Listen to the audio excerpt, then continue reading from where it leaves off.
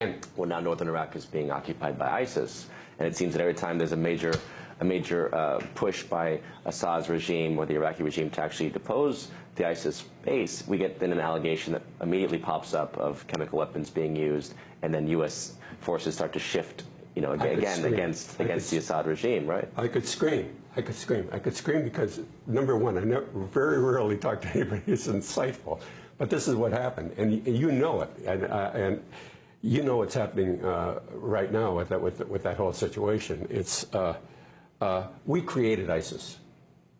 I mean, ISIS is no less than the people up in Islamberg, no less than Gulen, is a CIA creation.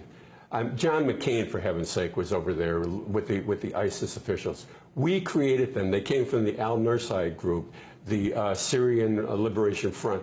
These two organizations combined, and they morphed into ISIS. It's our creation. We create them. We still direct them. When ISIS warriors are injured in battle, where are they transported? They're transported, for heaven's sake, to Israel. They're treated by the Israelis in Israeli hospitals and brought back to battle. Well, plenty of the rebels have acknowledged that they've been supported by Israel, and they've thanked Israel for helping them. Yeah. In fact, arms are oftentimes caught. Israeli arms are caught on en route to the rebel groups.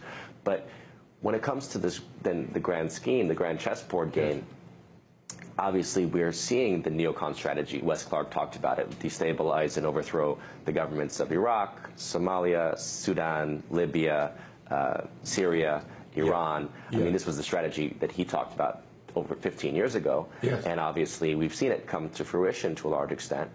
But what is the game is ultimately, is it just continuing to destabilize the sovereign regimes that oppose the will of the various financial oil conglomerates, or is it to create just total chaos in this entire region?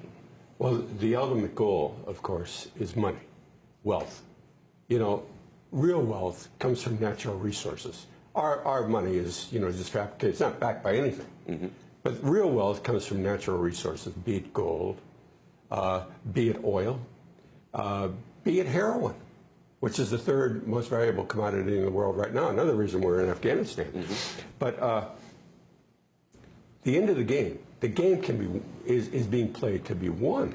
It's not a game that will go on ad infinitum. Mm-hmm. It's being played to win, so that at the end of the day, the money cartel from the United States primarily, it's really an Anglo-American establishment. British and U.S. Yes, but at the end of the day, they control the natural resources. Russia's dependent on it. So Russia, of course, if you're depriving it of natural resources, you're depleting all of its power. Mm-hmm. The same thing with China. So the end of the game is total economic control of the world. Mm-hmm.